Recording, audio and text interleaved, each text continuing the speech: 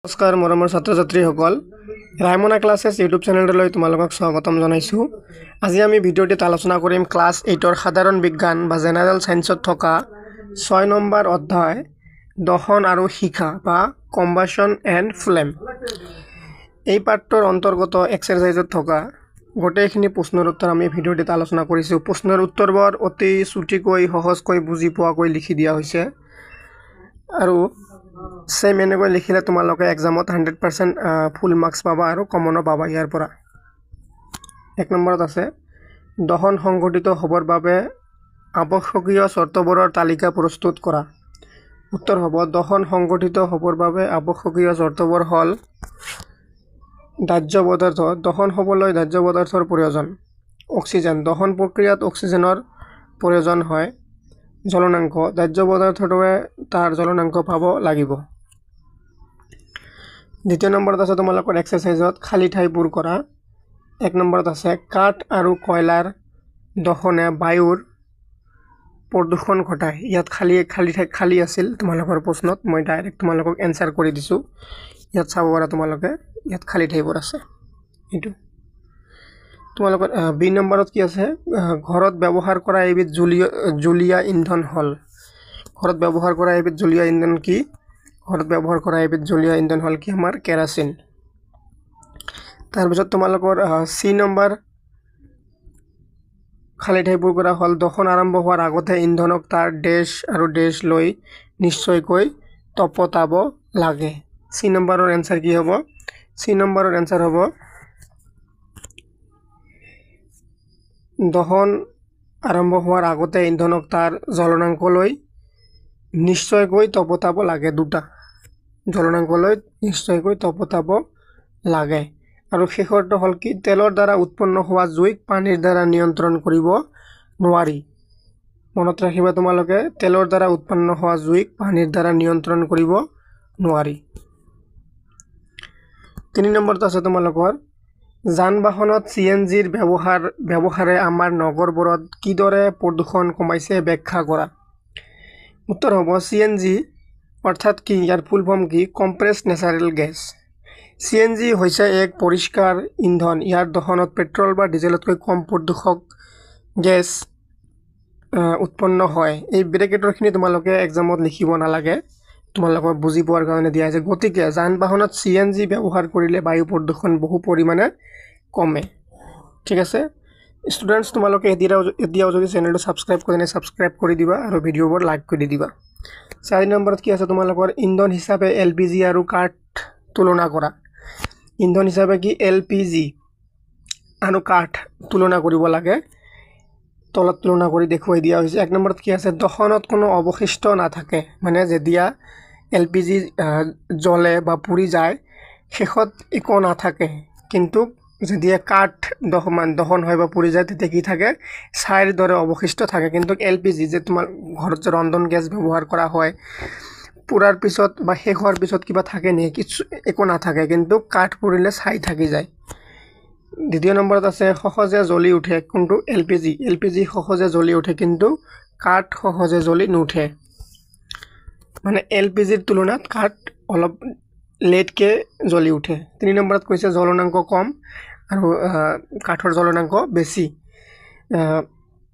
LPGৰ ধোঁৱা কম উৎপন্ন হয়, কাঠৰ ধোঁৱা বেছি উৎপন্ন হয়। 5 নম্বৰত আছে চিলিণ্ডাৰত LPG চিলিণ্ডাৰত সংকুচিত কৰি কঢ়িয়াব পাৰি, কিন্তু কাঠ পৰিমাণত বেছি কঢ়িয়াবলৈ জটিল হয়। 5 নম্বৰত আছে তোমালোকৰ কাৰণ দৰ্শোৱা। ক নম্বৰ প্ৰশ্ন বৈদ্যুতিক আহিলা জড়িত জুইক নিয়ন্ত্ৰণ কৰিবলৈ পানী ব্যৱহাৰ কৰা নহয়। যেতিয়া বৈদ্যুতিক আহিলা জড়িত মানে আমাৰ যদি ইলেক্ট্ৰিচিটি বা কাৰেণ্টৰ দ্বাৰা যদি কিবা জুই লাগে, এই জুইক আমাৰ পানী ব্যৱহাৰ কৰা নিয়ন্ত্ৰণ কৰিবলৈ বা কমাবলৈ বা নুমাবলৈ পানী কিয় ব্যৱহাৰ কৰা নহয় সেইটো কাৰণ দৰ্শাব লাগে। উত্তৰ হ'ব পানী হৈছে কি বিদ্যুতৰ সুপৰিবাহী, অৰ্থাৎ পানীয়েদি বিদ্যুৎ কি কৰে আমি পৰিবহন কৰিব পাৰি বা চলাচল কৰাব পাৰি বিদ্যুতক পানীয়েদি। সেইকাৰণে কৈছে পানী বিদ্যুতৰ সুপৰিবাহী। বৈদ্যুতিক আহিলা জড়িত জুইক পানীৰে নিয়ন্ত্ৰণ কৰিলে বিদ্যুৎ পৰিবাহী হৈ মানুহৰ বিপদ ঘটাব পাৰে বুজিলা তোমালোকে এতিয়া তোমালোকৰ খ নম্বৰত কি আছে খ নম্বৰত আছে ঘৰুৱা ব্যৱহাৰৰ বাবে কাঠতকৈ এলপিজি অধিক ভাল আমাৰ ঘৰৰ ঘৰুৱা ব্যৱহাৰৰ কাৰণে যে এলপিজিৰ কাঠতকৈ বহুত গুণে ভাল বা খৰিতকৈ ভাল ইয়াৰ কাৰণ কি কাৰণ হৈছে এলপিজিৰ দহনত ধোঁৱা কম উৎপন্ন হয় অৱশিষ্ট নাথাকে আৰু তাপ বেছি উৎপন্ন হয় আনহাতে কাঠৰ দহনত ধোঁৱা বেছি উৎপন্ন হয় আৰু অৱশিষ্ট ছাই থাকে গ নম্বৰৰ কাৰণ দৰ্শোৱা আছে তোমালোকৰ কি কাগজ এখনত নিজেই সহজে জুই লাগে আনহাতে এলুমিনিয়াম পাইপত মেৰিওৱা কাগজ সহজে নালাগে কিয় নালাগে ইয়াৰ কাৰণ হ'ব কাগজৰ জ্বলনাংক কম গতিকে সহজে জুই লাগে এলুমিনিয়াম পাইপে তাপ শোষণ কৰে যাৰ ফলত কাগজৰ জ্বলনাংক বাঢ়ে আৰু জুই সহজে নালাগে 6 নম্বৰত কৈছে তোমালোকৰ মমবাতি শিখা এটাৰ চিত্ৰ আঁকি চিহ্নিত কৰা কি কৈছে মমবাতি শিখা এটাৰ চিত্ৰ আঁকি চিহ্নিত কৰিবলৈ কৈছে আমি তলত দেখুৱাই দিছো মমবাতিৰ শিখাৰ তিনিটা মণ্ডল থাকে তোমালোকে কি কৰিছে মমবাতি শিখা এডাল কি কৰা হৈছে আঁকি তোমালোকৰ ইয়াৰ বিভিন্ন পাৰ্টবোৰ বা অংশবোৰ দেখুৱাই দিয়া হৈছে যেনেকৈ এটো কি এডাল হৈছে মমবাতি এই দহন নোহোৱা মমৰ আটাইতকৈ ভিতৰৰ মণ্ডল এটো হৈছে কি আংশিকভাৱে দহন হোৱা মধ্যমণ্ডল তোমালোকৰ কিতাপত এই চিত্ৰটো পাই যাবা 6.13 চিত্ৰৰ তোমাৰ নাম্বাৰ মমবাতি শিখাৰ বিভিন্ন মণ্ডল এটা তোমালোকৰ কিতাপৰ পৰা ডাইৰেক্ট মই ফটো মাৰি তুলি দিছো ইয়াত কিন্তু আমি এই এনসাৰত যে ইয়াত যে দিছো মমবাতিৰ তিনিটা কি থাকে শিখৰ মানে শিখৰৰ কি থাকে তিনিটা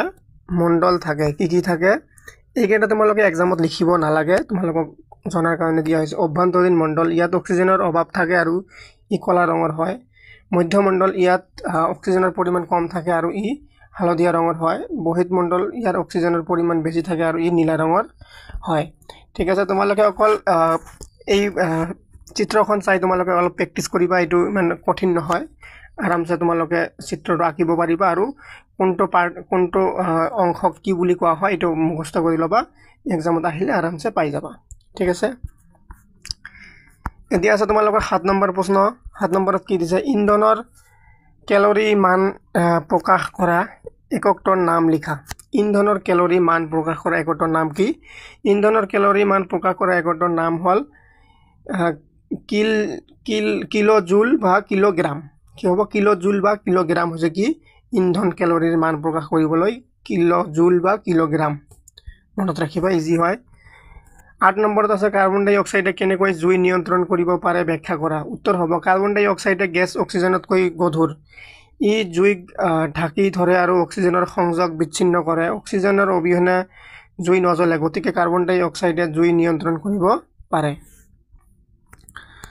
9 নম্বৰত আছে তোমালোকৰ কেঁচা পাতত 10 মিটা পুৰিবলৈ টান কিন্তু শুকান পাতত সহজে জুই লাগে ব্যাখ্যা কৰা উত্তৰ হ'ব কেঁচা পাতত পানীৰ পৰিমাণ বেছি থাকে যাৰ ফলত ইয়াৰ জ্বলনাংক বেছি হয় আনহাতে শুকান পাতত পানীৰ পৰিমাণ কম থাকে যাৰ ফলত ইয়াৰ জ্বলনাংক কম হয় আৰু সহজে জুই লাগে ঠিক আছে এবাৰ ইজি হয় তোমালোকে ভালকে পঢ়ি লবা 10 নম্বৰত কি আছে সোণ আৰু ৰূপ গলাবলৈ সোণাৰী এজনে শিখাৰ কোনটো মণ্ডল ব্যৱহাৰ কৰে ব্যাখ্যা কৰা উত্তৰ হ'ব সোণাৰী শিখাৰ বহিত মণ্ডল ব্যৱহাৰ কৰে কাৰণ এই মণ্ডলৰ উত্তাপ সৰ্বাধিক এই ব্ৰেকেটৰ বস্তুবোৰ তোমালোকে নিলিখিলে হয় তোমালোকে জানিবৰ কাৰণে দিয়া হৈছে 11 নম্বৰ প্ৰশ্নটো হল কোনো এটা পৰীক্ষাত ইন্ধন এটাৰ 4.5 কেজি পৰিমাণ সম্পূৰ্ণভাৱে পুৰা হল উৎপন্ন হোৱা তাপৰ পৰিমাণ কি একক দশক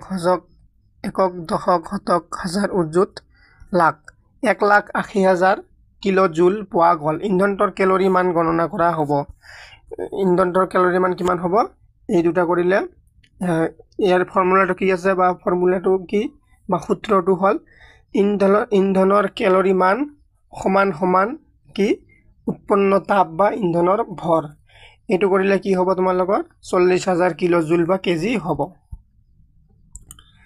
ভাৰত আছে মামৰে ধৰা প্ৰক্ৰিয়াটোক দহন বুলি ক'ব পাৰি না আলোচনা কৰা উত্তৰ হ'ব ইয়াৰ উত্তৰ হ'ব মামৰে ধৰা প্ৰক্ৰিয়াটোক দহন বুলি ক'ব নোৱাৰি ই এক ৰাসায়নিক বিক্ৰিয়া য'ত লো অক্সিজেনৰ সৈতে বিক্ৰিয়া কৰি মানৱ সৃষ্টি কৰে ইয়াত তাপ আৰু পোহৰ উৎপন্ন নহয়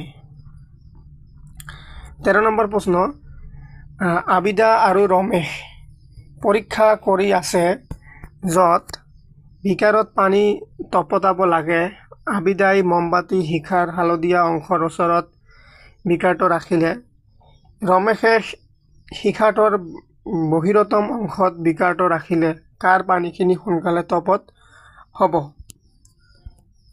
ইয়াৰ এনসাৰ হ'ব ৰমেশৰ পানীখিনি সোনকালে তপত হ'ব কাৰণ শিখাৰ বহিমণ্ডলৰ উত্তাপ সৰ্বাধিক এইখিনিতে তোমালোকৰ পাঠটিৰ অনুশীলনীত থকা গোটেইখিনি প্ৰশ্নৰ উত্তৰ আমি আলোচনা কৰা হৈ গ'ল উত্তৰবোৰ একদম মানে এনেকৈ লিখি দিয়া হৈছে যেনেকৈ তোমালোকে মাৰ্কস পাবা সহজতে বুজি পাবা সেম সেই হিচাপত লিখি দিয়া হৈছে তোমালোকে ভিডিঅ'টি চালে আৰু বেলেগ একো চাব নালাগে চেনেলটো সাবস্ক্ৰাইব কৰিবা ভিডিঅ'টো লাইক কৰিবা আৰু শ্বেয়াৰ কৰিবা থ্যাংক ইউ